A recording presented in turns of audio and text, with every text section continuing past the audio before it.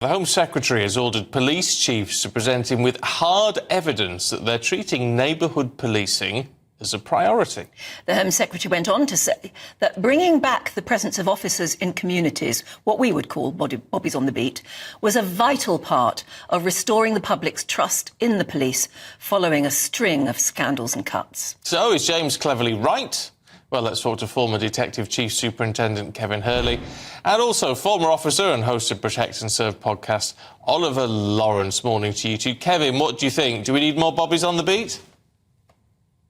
Well, of course we do, but I'd be interested to know where the current Home Secretary is going to provide the extra 2 or 3 billion that will pay for this. The bottom line is that the police service suffered cuts of 22,000 at the start of the current government's tenure, as well as 20,000 back office staff. That's 44,000 staff gone, which they've made up with 20,000 new trainees, 3,000 to 4,000 of whom have left.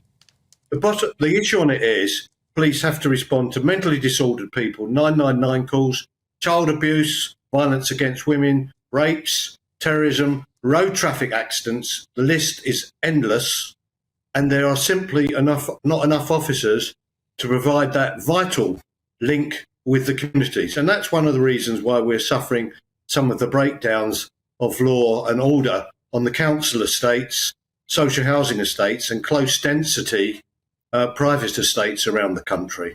So the answer is, of course they should, but that's just a soundbite. Unless he's going to pay for it, it's meaningless. Yeah, Oliver Lawrence, I mean, I remember doing interviews about this very same subject 10, 20 years ago. And actually, we were told by many police chiefs at the time that we don't need bobbies on the beat anymore because we've got them zooming around in panda cars. But if you ask ordinary people in the street, that's where they want bobbies. They want to actually visibly see them walking around. Would you agree? I think yes and no. I think policing priorities have changed. I think the dynamics of policing have changed in terms of the challenges facing the police. If we look at London particularly, we've seen 126 police station closures since 2010. That changes the very dynamics of how we respond to the needs and expectations of our communities. I think in a utopian world, yes, we want to be able to see our police officers out on the beat, foot patrols, but the pressure and the strain that the organisations are under right across the United Kingdom, this isn't just siloed to London, those pressures are incredibly unique. And as Kevin pointed out so eloquently, unless we fund these commitments, unless we look at ways of bringing people into policing, because at the moment the greatest challenge facing policing is retention, unless we have the numbers to meet the demand and the dynamics of current 21st century policing, we're not going to see a change anytime soon. It's going to take a lot of time to turn around what has been an absolute apocalyptic change to the policing frontier, since the Conservatives have been in power. Yeah, but we are in a situation, aren't we, where we do need that community link with police officers. Now, as you both say, funding is an issue, but if funding was provided, do you think that is a key way to make us all feel safer and actually have better policing? Kevin, I'll start that with you on that one.